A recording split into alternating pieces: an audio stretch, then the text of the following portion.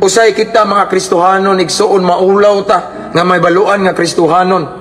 Sa panahon nga naata sa mga dili Kristohanon, sa panahon nga naata sa mga bugal-bugalon, yaga-yagaon, mga laway, mga hilas kay sinultian, musabay tagkatawa, mo join ta nila kay mahadlok ta ingon, others din siya nagpalahi, ingani ni mga Kristohanon, ingani ni mga kuan, mga laig tinuhuan, maulaw ta. Pero si Noe wala ingana igsoon. Si Noe iyang gibarugan ang kamatuoran. Si Noe taliwala sa kadautan nga nagpalibot niya, wa siya nagpatakod, wala siya mo compromise. Si Noe nagpabilin nga may nadlukon sa Ginoo, og tungod ni Noe igsoon, tungod sa iyang pagkamatarong, tungod sa iyang pagkamatinud-anon, pagkamatinumanon sa sugo sa Ginoo, nadamay ang tibuok pamilya. Nadamay iyang asawa, naluwas iyang anak, naluwas ang asawa sa iyang mga anak, naluwas ang mga hayop igsuon. Ngano man tungod ni Noe, mao nang kamudi nga nagtan-aw to all of the viewers right now. Karon wa pa naluwas imong bana, karon wa pa naluwas imong asawa, karon wala pa ning uban imong simba, imong ginikanan,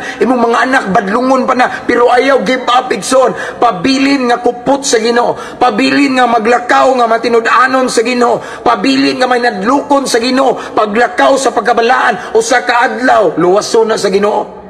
Sama sa naitabo ni Noe. Amen. Di ba gimension sa na ni Pablo? Mutuo ka kang Hesus, maluwas ka, ikaw ug ang tibuok panimalay. Aside nga gimension na ni Pablo sa the book of Acts, mao sa na naitabo ni Noe. Si Noe lamang, igsoon, imagine, si Noe lamang. No? Nganong luwason man to ang iyang asawa, nga wa man gideclare sa Bible nga iyang asawa matarong. No? Nganong luwason man yung anak nga sa Bible wa gi-declare nga yung anak matarong. Si Noe ra mismo ang gi-mention that specific name, si Noe nakaplagan nga matarong sa Dios, gi-declare nga righteous in the sight of God. Sa ato pa day mga igsoon, grabe siguro ang struggle ni Noe, no?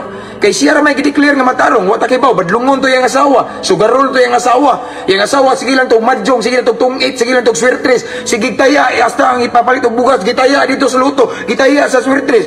Ang mga anak siguro ni Noe mga palahubog kayo tong tayma, no? Kay gi-declare man nga si Noe ra. In other words, posible, wala ang gimension sa Bible, posible nga iyang mga anak badlungon, ug iyang asawa badlungon. Apan tungod kay si Noe igsoon, ang bana, no? Ang amahan igsoon, si Noe igsoon. Bisag siya ra usa igsoon, ning barog siya sa kamatuoran, nahadlok siya sa Ginoo, nagpadayon siya nga nangalagad sa Ginoo igsoon, nadamay sa kaluwasan ang iyang asawa, iyang mga anak, asawa sa iyang mga anak. In other words, ang iyang loved ones hinigugma dool sa dugan, nadamay sa kaluwasan tungod kay siya naglakaw subay sa kabubuton sa Ginoo, tungod kay siya mingbarog sa kamatuoran. Mao na akong ikadasig nyo mga igsoon, kung ikaw ra naginusara karon nga nangalagad sa Ginoo, barog sa kamatuoran, bisag kapila pa kayagayagaan, bisag kapila pa kagilutos usay sakit kay igsoon, nang mulutos na to duol sa tong dugan, ang mulutos na to kapamilya sakit, pero ayaw na panumalingan ang kasakit igsoon. Padayon barog sa kamatuoran, bisag kapila kayagayagaan igsoon, nakita sa Ginoo imong luha, nakita sa Ginoo imong struggle, nakita sa Ginoo ang mga battles nimo igsoon, o kasama mo ang Dios, naguban siya nimo. Kabalo si Lord nga ikaw ra usa karon ang naluwas o duha ba mo, and majority sa imong family wala sa Ginoo. But just like what happened to Noah igsoon, to Noe, wala siya ning give up. Si Noe ning barog sa kamatuoran, si Noe nagpabilin nga nangalagad sa Ginoo, si Noe nagmadasigon igsoon sa iyang pagtuo sa Ginoo. Sa panahon nga suko na kay Ginoo, kay iya na ning lunupan ang tibuok kalibutan, kay wa siya moangay sa mga dautan, naluwas ang iyang pamilya.